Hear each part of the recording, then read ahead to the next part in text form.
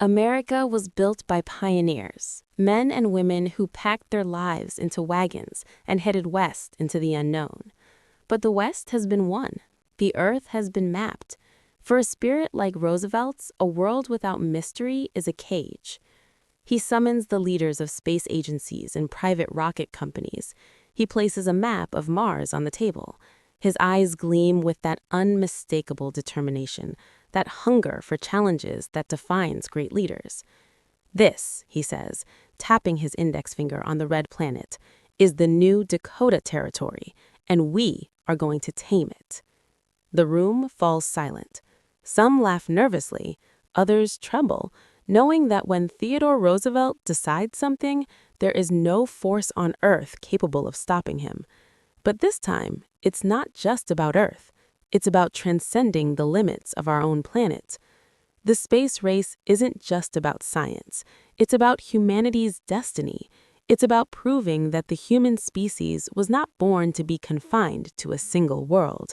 And Roosevelt is about to lead a most audacious expedition in the history of civilization. The American space program had become safe, slow, and bureaucratic. Decades of committees, reports, and risk analyses had transformed NASA into an administrative machine where nothing happened without approval from 12 hierarchical levels. Teddy Roosevelt can't stand 5 minutes of that mentality. He fires the committees, literally. He walks into NASA headquarters with his characteristic energy and announces that the era of excessive caution is over.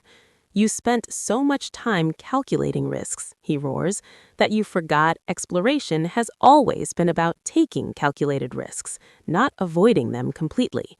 In their place, he brings in the space rough riders, test pilots who've broken the sound barrier multiple times, engineers who built rockets in garages before SpaceX existed, miners who worked in Earth's most extreme conditions and are ready to face Mars's challenges. Roosevelt visits the launch sites personally. He touches the rockets with his own hands, talks to every team member, from astronauts to maintenance technicians. He wants everyone to feel they're part of something greater. Safety is important, he tells the astronauts, looking each one in the eyes. But great things are never done by timid men. The Wright brothers could have died at Kitty Hawk.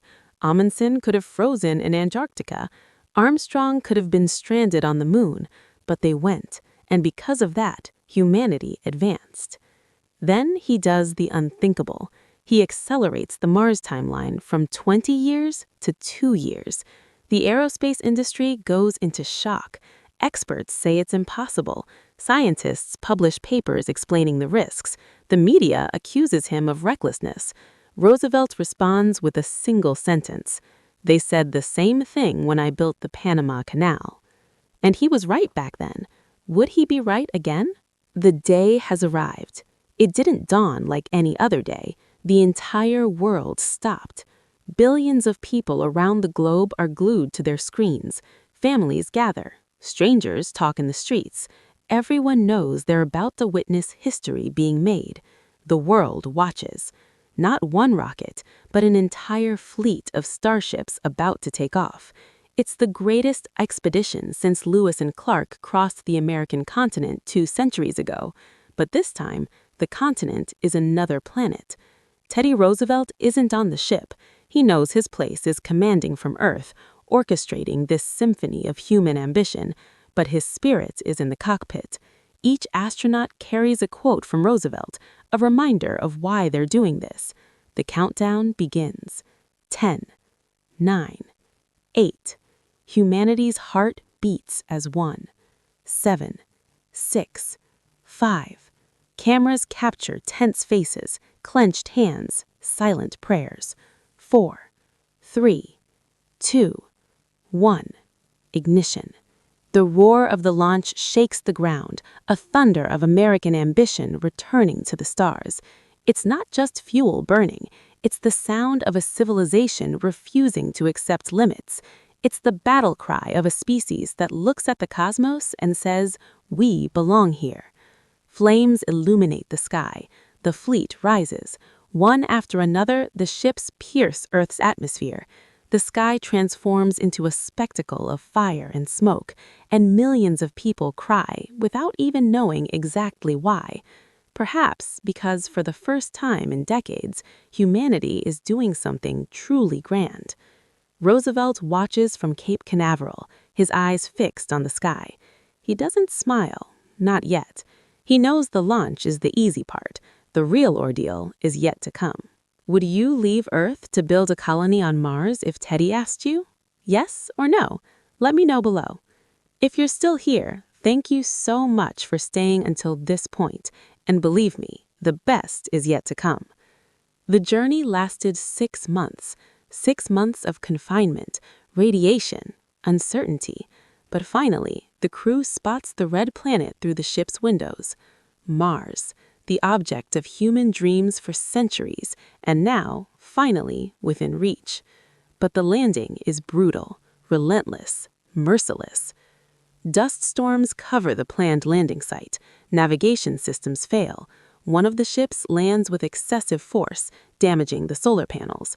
Another diverts more than 3 kilometers from the designated point. There's initial panic, screams on the radio, but then the mission commander's voice cuts through the chaos. Do what you can with what you have where you are.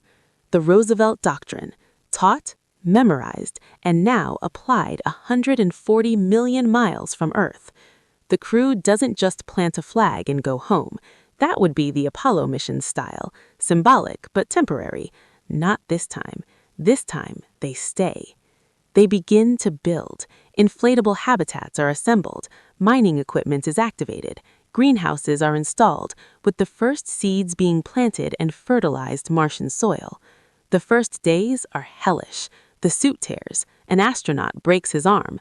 The water recycling system fails and needs to be repaired with improvised parts. Every hour brings a new challenge, a new threat to survival. But they don't give up, because Roosevelt didn't just choose the smartest or the most skilled. He chose the most resilient, the most determined, those who, when faced with the impossible, simply ask, how are we going to solve this? And they solve it, one problem at a time. Weeks turning to months, the base grows. Permanent structures replace temporary ones. Solar power is supplemented by a small nuclear reactor. The greenhouse produces the first green leaves. Green in a red world, a miracle of human tenacity. And then, one Martian morning, the commander sends a message to Earth. It's simple, just 3 words. Colony established, Oyster Bay. Roosevelt had named the first Martian city after his beloved residence in New York, New Oyster Bay, the first American city on another planet, the beginning of an interplanetary civilization. Humanity is no longer a species confined to a single world, and that changed everything. But why go to Mars? Critics had asked this question ad nauseum.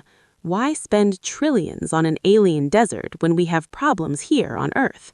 Roosevelt had the answer, and it wasn't just glory.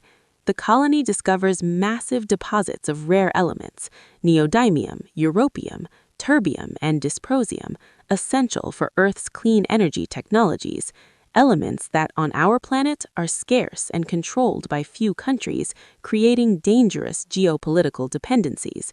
But on Mars, they exist in abundance. The mining team sends the first samples back to Earth in an autonomous return capsule.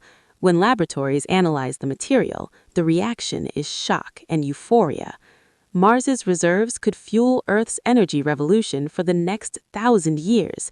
Roosevelt calls a global press conference. He stands firm, with that characteristic smile that means he knows something everyone else is about to discover. The resource crisis, he announces, is over. The statement echoes around the world. Financial markets soar. Conflicts over natural resources lose meaning overnight.